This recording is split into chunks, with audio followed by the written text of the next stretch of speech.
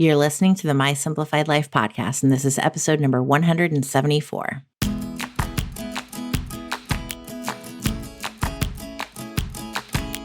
Welcome to the My Simplified Life podcast, a place where you will learn that your past and even your present don't define your future.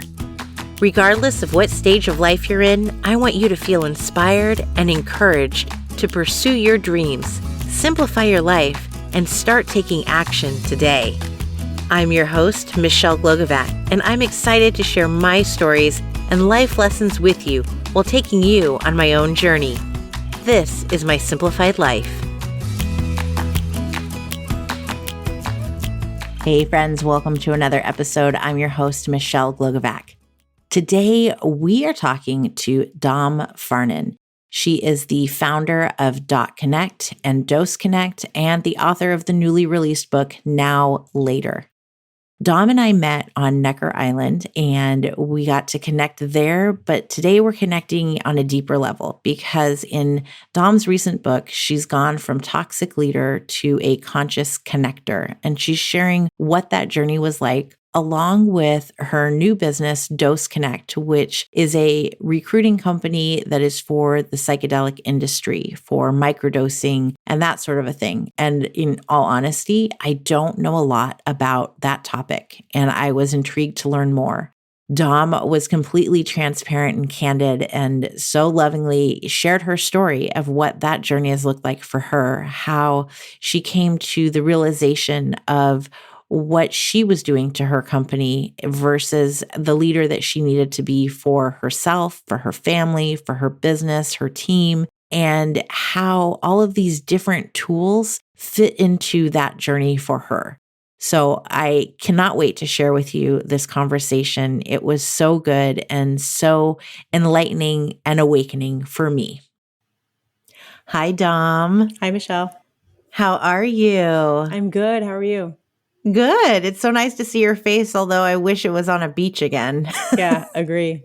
Can you take a moment to introduce yourself to everyone before we get started? Yeah, sure. So, hi, everyone. I'm Dom Farnan. I'm the founder and CEO of a company called DotConnect and another company called DoseConnect. And I like to call myself a humble student of the world because I'm just always learning and taking it all in. I love it. You seem so calm and relaxed and zen. I'm feeling very zen today. I had such a good workout with my trainer that I was just laying there stretching and I'm like, damn, I did good today. Like I just thought, it was just like, I'm feeling myself today. I'm in this energy. So it's good. That's awesome. Can you share with everyone, what is DotConnect? I mean, I know what it is, but DoseConnect is it's new. I want to say very new, but it's newer. So what are the two companies? How do they relate to each other? And how did you come up with them? Yeah. So DotConnect is a global talent advisory. So we are recruiters. We often work with companies that, have anywhere from 5 or more roles open that they need help with. We typically function as embedded recruiting on-demand support, and we help those teams find talent. And this is in your normal industries, tech, non-tech, it could be CPG, healthcare, any industry really. And then DoseConnect is a newer company that's more focused on psychedelic therapeutics and that emerging industry. With Dose, we plan to be a bit earlier in the life cycle beyond recruiting. So my vision is to really partner with founders in that industry, help them define their values, help them define their org charts, go find the talent to fill up the org chart, and then build conscious cultures. So it's a little bit different just because we're going earlier in the cycle versus at DotConnect, we purely are recruiters. We do some coaching and consulting work around building conscious cultures because that's a passion of mine and what I've done in the last few years being on my journey. So yeah, that's a little bit about us. And then let's talk about your journey. You have a new book. Congratulations. Thank you. Now Here is out from, let me get this right because I don't have it in front of me, from toxic leader to conscious, is it creator? Yeah, it's my journey from toxic boss to conscious connector. Mm-hmm. So I was close, but you all got it. Now Here. And how does that journey, what did that look like? And to enlighten yourself and know that you were a toxic leader, there are some toxic leaders out there who will never understand that title is associated with them. Yeah, It was interesting. So I started having a bit of my initial awakening, I'd say in COVID in 2020. So we were like coming in hot at the beginning of 2020. We thought we were going to do 10 million revenue. We were like living our best lives. I had my team out in New Jersey at my house at the time to do some training and development. And then they left. It was the early, like second week of March. They flew away, and it was like I felt like I never saw them again because the world shut down, and we were in Jersey. So it was, the epicenter of all of the stuff. And we were scared and not knowing what was really happening in the world. And immediately clients just pulled budgets and stopped hiring and didn't know what they were going to do. So that sent me in a bit of a spiral because up until that point, I'd always had work. We had a lot of referrals coming through. I was busy. I was always traveling on the road. And so my like identity started to crumble. And I found myself in a deep depression. And I think for a long time before I even started any of this work, I was living in a high functioning depression. And I was using external validation and things and titles and accolades to kind of fill a void or to project that I was okay, even though I had my own inner turmoil that I was going through. And I would never tell anybody that. I would just kind of mask it really well. So it all came to a head in 2020. And then I decided at some point I had reached a point where I wouldn't get out of bed. It's probably like May of 2020. I'm like, I can't do this anymore. I'm so depressed. I don't even know what to do with myself or who I am if I'm not all of these labels. And I saw a friend of mine, Kevin, on Instagram, and he was just really inspiring. Like he was a real estate agent and his whole world was kind of shut down too. But he had this energy about him where he was taking it in stride and he was just getting through. And so he had worked with this coach, Angie. He kept tagging her on Instagram. And so I messaged her and I'm like, I don't know, maybe you can help me explore this. I'm running this team. I'm trying to figure out who I am as a leader. Because prior to, starting my company and my team, I was a solopreneur, senior level recruiter doing my own thing. I had never managed anybody. So going from that to also being really good at my job as an individual contributor was a huge leap for me to then be leading a company, a team, a business, all of that. And I had to take a look in the mirror because I kept pointing fingers at what wasn't working within my business and trying to blame people for what wasn't going on instead of taking ownership as the leader, as the like tone setter and the culture champion. And it was a bit of an awakening, right? So I started working with Angie in like May of 2020, and it was probably not until October where I was like, maybe all of this isn't going well because of me. Like maybe this is actually a me thing, not an everyone else thing. So let's go with that and dig around there. And yeah, I've been committed to that inner work ever since. And what does that inner work look like when you realize, oh, it is me? Where do I begin with me and then let everyone know that, sorry, it was actually me. It's not you. Yeah. And now I'm going to fix it all. I mean, that's going to be a very humbling experience as well. Yeah. So it was really taking ownership, right? And acknowledging the mistakes and the missteps that I, kind of stumbled through in the early days of my leadership journey. But it wasn't so much saying anything to my team as much as it was being different and showing up differently, changing the language, changing my sarcasm. I used to be very sarcastic about every little thing. And that was a way of bringing kind of low vibe energy to a conversation or a dynamic. So for me, it wasn't really just like shouting from the rooftops, which I do. I go and talk about conscious leadership all the time. I send the 15 commitments of conscious leadership books to our clients and our team, and very much an evangelist.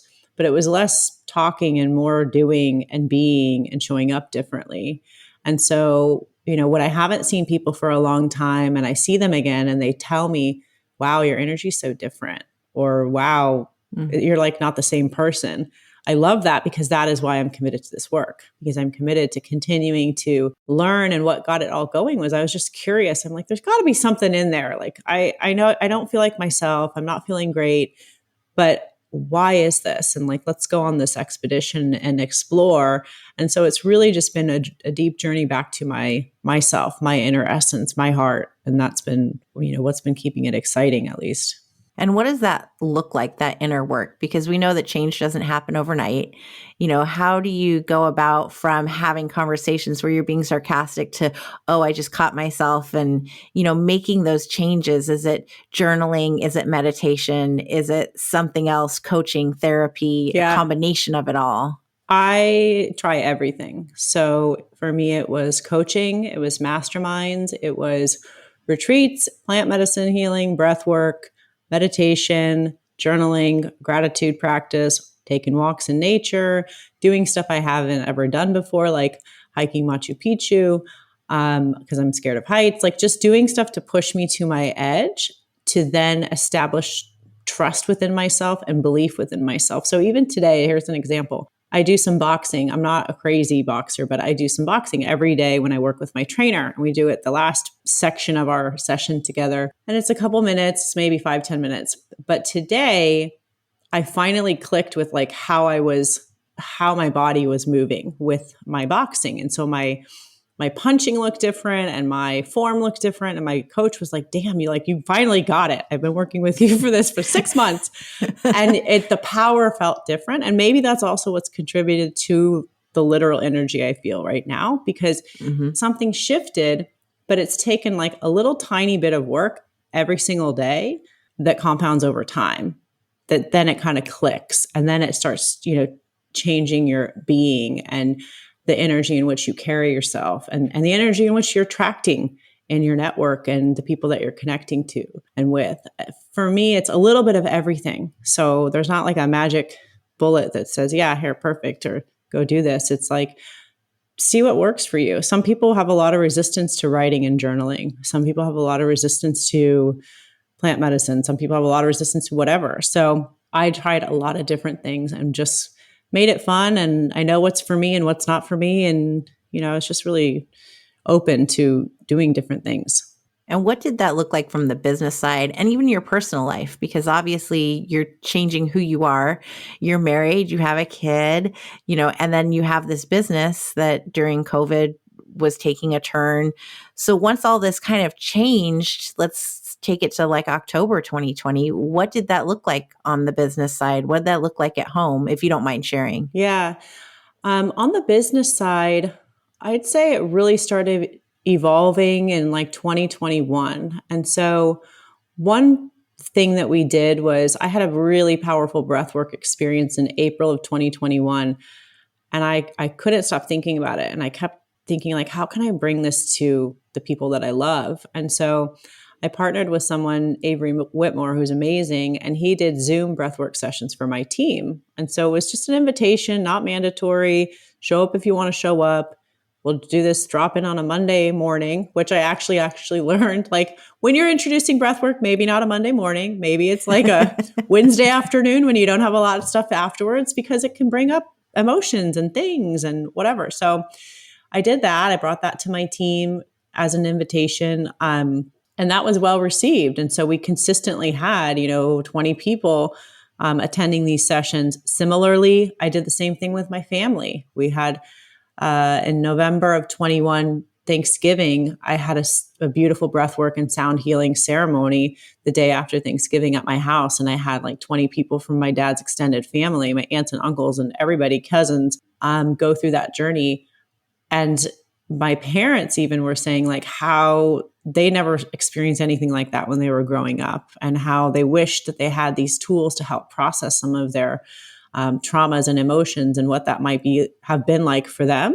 Similarly with my son, he sat in on some of our breath works before. So, those are some little things that I kind of do to bring it and tie it all together, both on the business side and in my life. I will say, with my marriage, when I started this journey, my marriage was a mess in 2020. And I was telling my coach about that. And I also said, well, I don't really want to focus on that. Like, I just want to focus on work. And she kind of was like, yeah, okay, that's not going to work. But like, she didn't say that. She was just like, okay, cool. So let's try this. And knowing that eventually through any of the work we were doing for my company, we would just really be evolving who I am in my life entirely. And so I started actually practicing more prayer recently, and that has completely transformed my life. And I will say, like in my journaling practice, in my prayers, I was praying for my husband to join me on the journey of healing and to heal himself, like take accountability and ownership in his healing, and start doing whatever it was that worked for him. It may not look the same as what was working for me, but I would create invitations like, hey, I'm going to go to this retreat. Here's a couple things. Maybe you want to go to your own retreat, or, hey, I'm going to go do this plant medicine ceremony. Maybe you want to connect with some people who are into that and you go have your own experiences, and just, creating space for that and acknowledging that his timing is not my timing. So initially I was like trying to rush it all and like, let's get through this healing like a checklist and then we're going to be healed and then everything will be great. It's not really like that. It's a journey and there's ebbs and flows, and you may heal one element of a trauma and then another thing pops up, or other simultaneous traumas happen. In the middle of all of this journey, I lost my house to a hurricane on September 1st of 2021. And I can't help but think, like, had I not been in the work for about a year at that point, or a year and a half, I don't know how I would have reacted to that. It probably would have been way worse than it felt, because it didn't actually feel, it felt like I could handle it despite it being a huge trauma and loss in our life. I felt very capable of the tools that I had and the strength that I had within myself, that I didn't have to go back to like, hey, let me just drink the pain away, or let me just do drugs and numb. I didn't have to go there. And you had a child that, you can't really numb it in that way and properly help your little guy to get through it too. Because I've seen, like, on social media, you've shared his drawings and stuff, and just I've shared with you, I'm like, oh, I'm crying for him, the poor little thing, to lose your house at such a young age and to process that. And then you guys moved.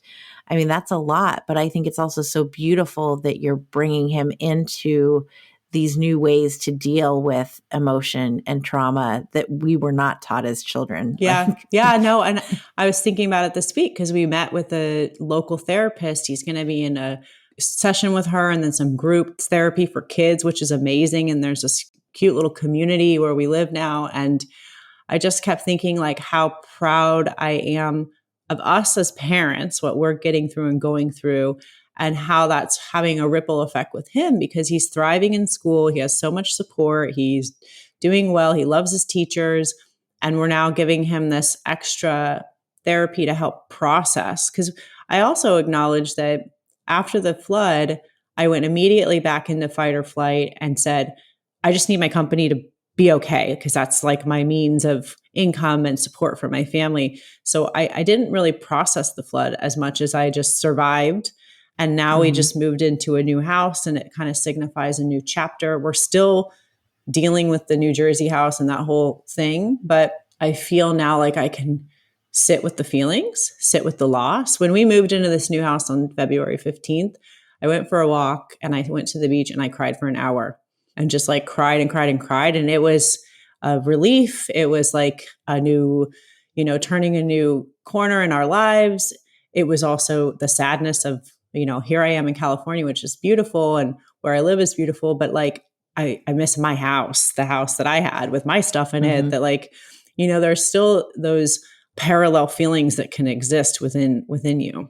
Absolutely. And it's funny, ironic how you say that you went and you took this time to just cry. And because I did the same thing last month, where I had a day of celebration, and the next day I was like, I just need to sit with this and cry and be grateful and live in it and feel all of the emotions.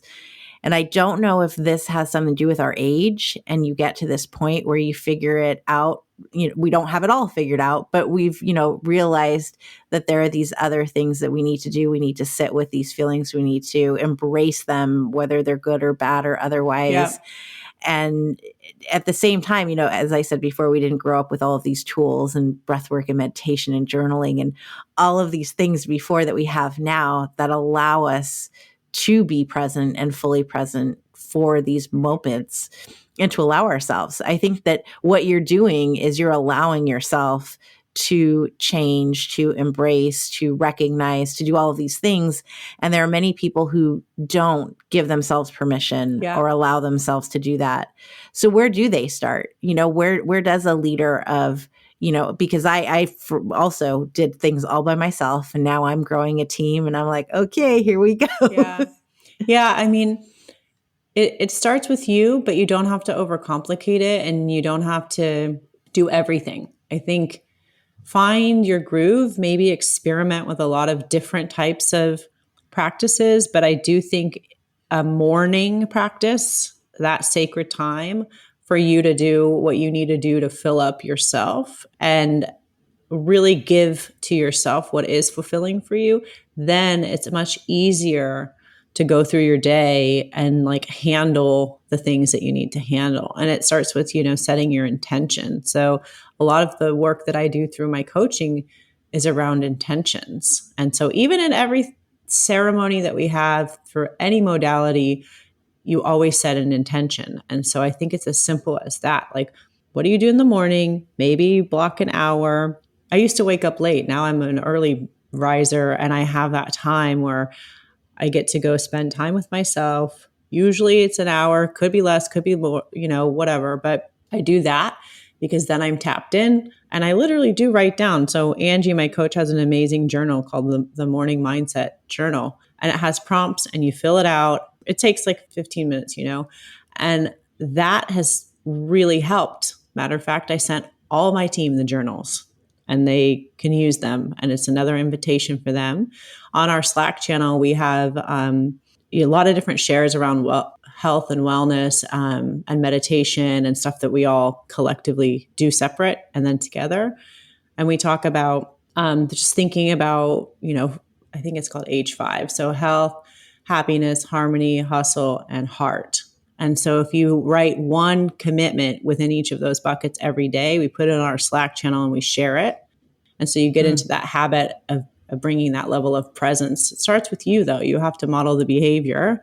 And, your team, you have to also ask them for grace. We're not perfect. There are days when I'm off. There are days when I miss my morning routine and I am, not the best person to be around. But I know that about myself now, so I can know what I need to do to get back to my center.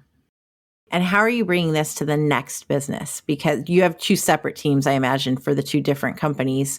So it's got to be different to be birthing this company from such a different angle and a different view than it was the original company. Yeah, no, it is for sure. It's a lot of fun. So for DoseConnect, we're tiny. It's me and my co-founder, Erica, who's my COO at DotConnect. And, you met her. I know Erica. Yeah, she was in Necker with us.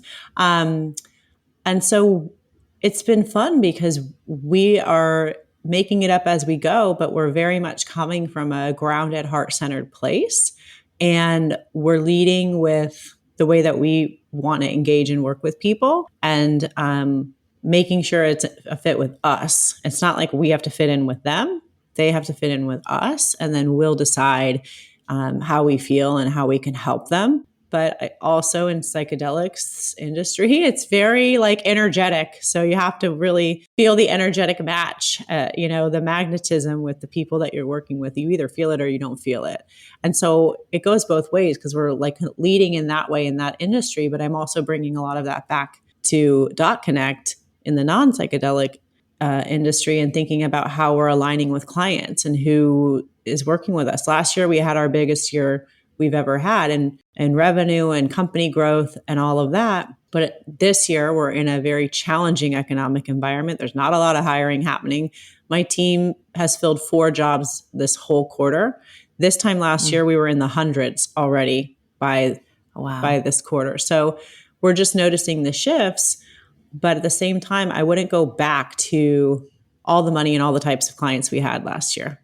We're actually reinventing ourselves. We're redefining our service offering. We're doing things different. So I actually look at this as my experimentation time with Dot to really differentiate how we recruit and how we show up. We're not just going to be the same old recruiting company like every other company. So it's an exciting time in both industries for us. I want to talk a bit about the psychedelics because I think it's so new and emerging. People don't know what it is. People think I did for a while. I understand what they are now. And we've got, personal connections that help us understand it as well as to what it is. What is a microdose? What are all of these things that people who don't have any connection to it are like, oh, we're talking about drugs and, Yeah. doing shrooms. Yeah. And there's a negative connotation to it. So I want to clear this up for what it is and bring that positivity to it. Yeah. So I was very much in that bucket before. So before any of my inner work and awakening of sorts and healing journey, I didn't do any psychedelics at all. So when I talk to people who are in the industry, some people are like, oh, I did shrooms in college. And, I did not do that. I was corporate. I was a baby in corporate. I grew up in corporate and we were like straight edge. And that was it. At least Same. That's how I was. So it was funny because when I even got exposure to the psychedelics, it was from a healing place. And I was at a retreat in Tulum. I had met a woman and I was sharing with her about my marriage and how it wasn't going well. And she said, well, have you ever thought of doing a ceremony with your husband, like a psilocybin ceremony for healing? And I'm like, I've never thought of that. I'm a control freak. There's no way I would ever let myself go and be able to be in that experience. But I loved her energy. So it kind of stuck with me and I'm like, that's so interesting. So I went home. I told my husband I met her. I said, she invited us to Costa Rica to do a healing journey for our marriage. He's like, you want me to go to Costa Rica and do mushrooms with you? Okay, that sounds cool. He's like, mine would have been the opposite. He would have been like, you've lost it. He's like, yes. Well, turns out he was a psychonaut before he met me and he's into it. So I didn't know this. And I'm like, all right, cool, let's try it. So he was shocked that I brought it up. And so we did go. We had a beautiful journey together. It was interesting and dynamic and very healing. And it was fun because prior to us going, we had not traveled together alone without our son for 10 years. So it was weird. We were like, we're going to go on this vacation and heal our marriage and okay. And we were very estranged. So the first week was awkward, trying to hang out with each other again and not get in an argument about something stupid. And then we had our journey, so beautiful. And then the next day, our energy shifted and a lot of our anger and resentment and whatever baggage we were carrying dissolved a bit, it felt like. And then we had this week of integration there where we just had fun and we were dancing and going to ecstatic dance parties and just meeting people and people saying our energy changed and we were great. And we were like, we're great. We're a great couple. This is crazy. So we were big believers. And we went back a month later and did another group journey. Different experience. Group dynamic things are different than, solo journeys or couple journeys. And that kind of started everything. And then from there, I just was curious and I had heard about ayahuasca and I wasn't super called in 21. And at the end of the year, I'm like, maybe I'm ready. Maybe I'll go there. I don't know, but I feel a calling inside of me that I want to follow. And then 6 months later, I was in Peru doing ayahuasca in ceremony in the jungle. And that was really beautiful, deeply healing as well. And bringing up things I never thought about that I thought about. What is ayahuasca? So ayahuasca is a vine and a leaf, and it's a concoction that you basically go into the jungle. You get the vine. We actually made it ourselves. We chopped the vine down, we beat it down, and then it mixed with a chacruna leaf, and then they basically make this substance like a liquidy, kind of the texture of cough syrup. Okay. And then you drink it. You drink a little cup of it. And then you go on your journey, and your journey can be, 6 to however many hours. And you're just in your experience. It could be a magic carpet ride. It could be a lot of different things. And then is there someone who's guiding you through this? Because I know that here in California and stuff, we do have some of these places that are, doing this for depression, whatever it is. And, you have to be monitored for so many hours. They don't let you just leave. So how does that relate to these experiences and these journeys, versus what we're doing here in the States? Yeah. So in Peru, we were working with the Shipibo tribe in the Amazon, and we were working with maestros or curanderos. They're, medicine men or women. And generally, if you're there, for the most part, I mean, you have to do your research because you could be taken to the middle of the jungle and they might tell you one thing and you don't know. So you really have to be discerning about the communities that you're connecting with. And there's ways of doing it at retreats, like big retreat centers in areas like, Jamaica or the Netherlands in particular for psilocybin, Costa Rica, Peru. But you do have, a shaman or a guide. If you're working with truly indigenous communities, these people have grown up in a lineage that has followed this medicine. So, for example, our maestro, who was holding space for us, his whole family was in our circle with us, and his first ayahuasca experience was when he was 9. So, he was kind of passed down through his lineage from his grandfather and his father, and chosen to carry on that medicine for their community. And so now, so for somebody who's listening, because you said, whatever your journey is, maybe it's a magic carpet, right? Like, how does that translate into healing, to becoming this new person who's more in touch with everything? How does that translate to it? Because somebody listening might go, oh, so you just got high, versus there's much more to it. Yeah. So I'll just give you an example. My specific ayahuasca journey, my intention was to go deep and to see the things that were holding me back in my life. That was the intention that I set and said my prayer to myself. So after I took the cup of medicine, I laid down. And then initially, when I started to feel the effects, I saw a lot of visuals, and the visuals were of labels, Rolex and Nike and like all these external things. And I'm like, wow, that's so interesting. And then I saw me and Baxter, my son, and we were holding hands. And the medicine said to me, he doesn't need any more things. He just needs more time with you. So presence like this, and then it would kind of be repeated. And so during the experience, like they're chanting Icaros, which are, like these beautiful indigenous prayers that your maestros or shamans may sing. And so they kind of, your thoughts might follow some of these sounds. And another element of my journey was I saw me and Baxter again, and then I saw my husband, and he came up, and then I pushed him out of my thought. And I brought him back after that.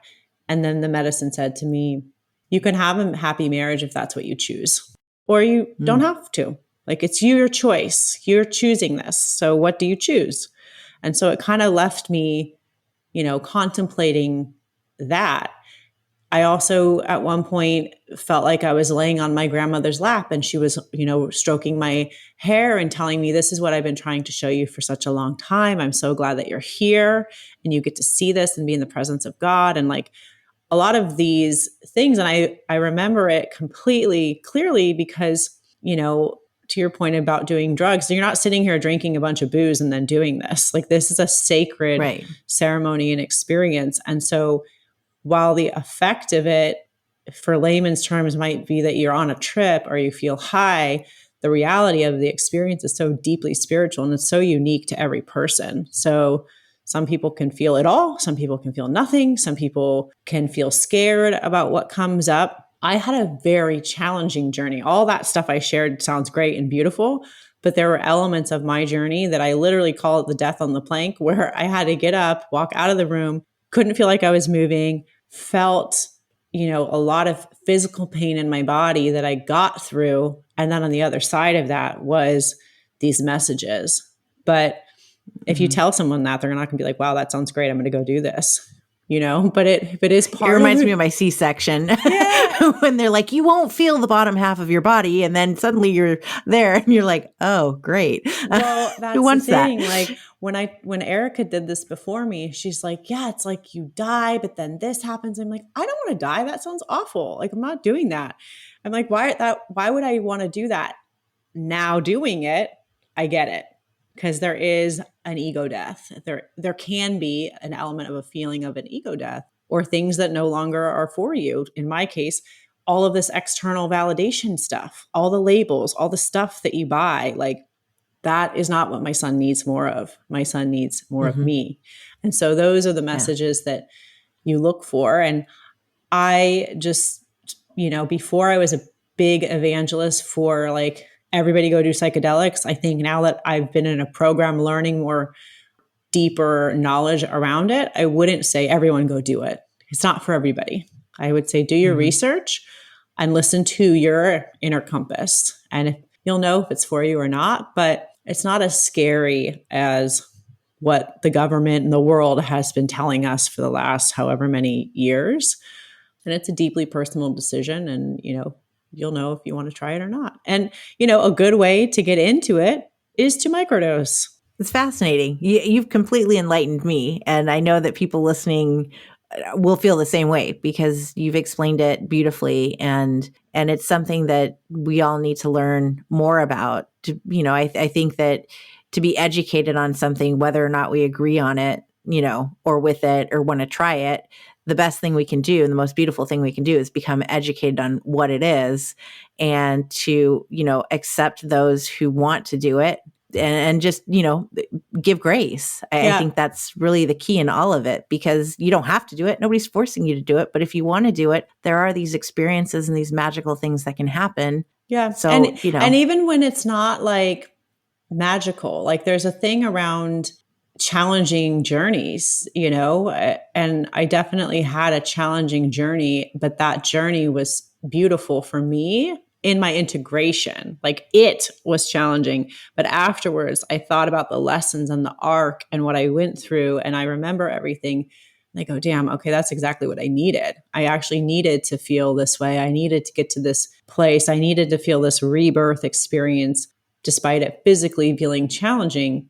And so, the medicine always gives you just what you need. Even if you can't see it in that moment, you won't see it in that moment. It might freak you out, but I think my husband was sharing with me his first ayahuasca journey. And he's like, yeah, I felt like I got my ass kicked for 3 nights straight. Then he just did it recently again for another 3 nights. And he's like, it was the most beautiful, deeply healing experience. And the through line is, he said, Source told me that love will set me free and love is the answer and love is the way.